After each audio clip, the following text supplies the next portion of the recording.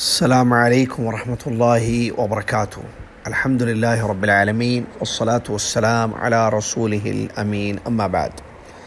محترم سامعین، آج 3 رمضان المبارک 1442 ہجری مطابق 15 اپریل 2021 عیسوی آپ کی خدمت میں یہ کلپ رمضانی نصیحتوں سے متعلق پیش ہے، جس کا موضوع ہے وتر کی نماز یا نماز وتر۔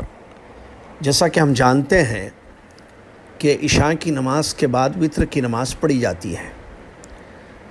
رمضان کے علاوہ عام حالات میں ہم عشاء کی سنتوں سے فارغ ہونے کے بعد وتر پڑھ لیتے ہیں، لیکن جب رمضان آتا ہے تو تراویح کے بعد وتر کی نماز پڑھی جاتی ہے۔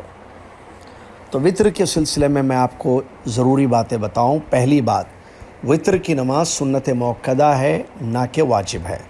بعض لوگ سمجھتے ہیں کہ وتر کی نماز واجب ہے، اور ایک جملہ بولا جاتا ہے اردو میں، واجب وتر میں نے پڑھ لی یا میں نے نہیں پڑھی، واجب وتر پڑھنی ہے، واجب وتر واجب وتر۔ یہ نماز واجب نہیں ہے، اس لیے کہ اس سلسلے میں جو حدیث آئی ہے کہ الوتر حق واجب علی کل مسلم، کہ وتر کی نماز واجب حق ہے ہر مسلمان پر، یہ حدیث صحیح نہیں ہے، ضعیف روایت ہے یہ۔ بلکہ صحیح احادیث سے یہی بات معلوم ہوتی ہے کہ وتر کی نماز سنت موقدہ ہے، اس لیے کہ واجب نماز اللہ کے نبی صلی اللہ علیہ وسلم زمین پر پڑھتے تھے، لیکن وتر کی نماز اللہ کے نبی صلی اللہ علیہ وسلم نے اپنی اونٹنی پر پڑھی ہے۔ تو وتر سنت موقدہ ہے، ایک بات۔ دوسری بات، وتر کی نماز پڑھنے کا وتر کی نماز کی کتنی رکعتیں ہیں؟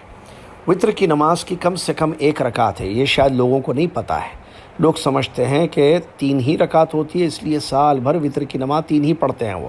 یہ بات صحیح نہیں ہے، وتر کی نماز 1 بھی ہے، 3 بھی ہے، 5 بھی ہے۔ صحیح مسلم کی روایت ہے، صحیح مسلم کی، اللہ کے نبی صلی اللہ علیہ وسلم ارشاد فرماتے ہیں الوتر رکعت واحدہ، کہ وتر 1 رکعت ہے۔ اور خود اللہ کے نبی صلی اللہ علیہ وسلم سے، جیسے کہ عبداللہ بن عباس رضی اللہ تعالیٰ عنہ کی روایت ہے کہ نبی صلی اللہ علیہ وسلم نے رمضان میں تراویح 8 رکعت پڑھنے کے بعد 1 رکعت وتر بھی پڑھی ہے، یعنی کل 9 رکعت حدیثوں میں ملتی ہے آپ کی نماز، رات کی نماز۔ تو 9 رکعت کیسے ہو گئی؟ 2 2 2 2 8 تو تراویح ہو گئی، اور 1 رکعت وتر ہو گئی۔ اس کے علاوہ 3 رکعت بھی وتر حدیثوں سے ثابت ہے، اور اس کو پڑھنے کے 2 طریقے ہیں۔ نمبر 1، ایک سلام سے تینوں رکعتوں کو پڑھیں، مطلب جیسے مغرب پڑھتے ہیں ویسے نہ پڑھیں، اتحیات میں نہ بیٹھیں، بلکہ اٹھ جائیں آپ، جیسے دوسری رکعت کے لیے اٹھ گئے ویسے تیسری رکعت کے لیے اٹھ جائیے اور کمپلیٹ کیجیے۔ آپ نے دیکھا ہوگا بعض مسجدوں میں امام اس وقت ایسی نماز پڑھا رہے ہیں۔ ایک دوسرا طریقہ 3 رکعت کا یہ ہے، جو آپ نے حرم میں پڑھا ہوگا، اور وہ ہے 2 سلام کے ساتھ، 2 رکعت پڑھ کر سلام پھیر دیں، پھر اٹھیں، پھر ایک تیسری رکعت کو الگ ایک سلام سے پڑھیں۔ تو اس طریقے سے یہ 3 رکعت وتر کی نماز ہو جائے گی۔ 5 رکعت بھی وتر حدیثوں سے ثابت ہے، اللہ کے نبی صلی اللہ علیہ وسلم نے 5 بھی پڑھی ہے، اور وہ 5 پڑھنے کا طریقہ یہ ہے کہ 2 رکعت پڑھی جائیں، پھر 1 رکعت پڑھی جائے، یا ایک ہی سلام سے 5 رکعت بھی پڑھی جا سکتی ہیں۔ تو یہ وتر کی رکعتیں ہوئیں جو آپ کے سامنے ہم نے بیان کیا۔ اب ایک سوال پیدا ہوتا ہے کہ اگر کسی نے تراویح پڑھ لی، اس کے بعد وتر بھی پڑھ لی، اب اس کے بعد کچھ نماز پڑھنا چاہتا ہے، جیسے اور قیام اللیل کرنا چاہتا ہے، تو کیا وہ پڑھ سکتا ہے؟ یا وتر کی نماز کے بعد کوئی اور نماز نہیں پڑھی جا سکتی ہے؟ معلوم ہونا چاہیے کہ افضل اور بہتر یہ ہے کہ وتر کو آخر میں رکھا جائے، آپ رات کی ساری نمازوں سے فارغ ہو جائیں، قیام اللیل، تراویح، تہجد، جو بھی بولیں آپ، یہ نماز سے فارغ ہو جائیں آپ، اس کے بعد لاسٹ میں 1 یا 3 یا 5 رکعت وتر پڑھ کر اپنی رات کی نماز کو ختم کر دیں۔ لیکن اگر کوئی وتر کی نماز کے بعد بھی سنت پڑھنا چاہے تو یہ بالکل جائز ہے۔ صحیح مسلم کی حدیث ہے، اللہ کے نبی صلی اللہ علیہ وسلم نے وتر کے بعد 2 رکعت سنت نماز ادا کی ہے، وتر کے بعد 2 رکعت سنت نماز، تو وتر کے بعد بھی پڑھ سکتے ہیں۔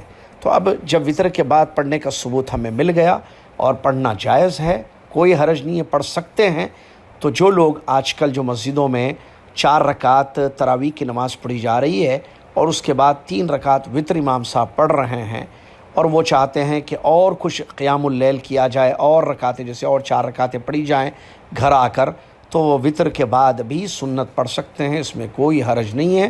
انہیں کسی قسم کی پریشانی نہیں ہونی چاہیے، جیسا کہ تھوڑی ابھی آپ نے حدیث کو سنا کہ خود اللہ کے نبی صلی اللہ علیہ وسلم نے بھی وطر کے بعد سنت پڑھی ہے۔ اللہ تعالی ہم سب کو سمجھنے کی توفیق عطا فرمائے، اور اللہ تعالی ہم سب کو سنت کے مطابق عمل کرنے والا بنا دے، آمین۔ وآخر الحمدللہ رب العالمین۔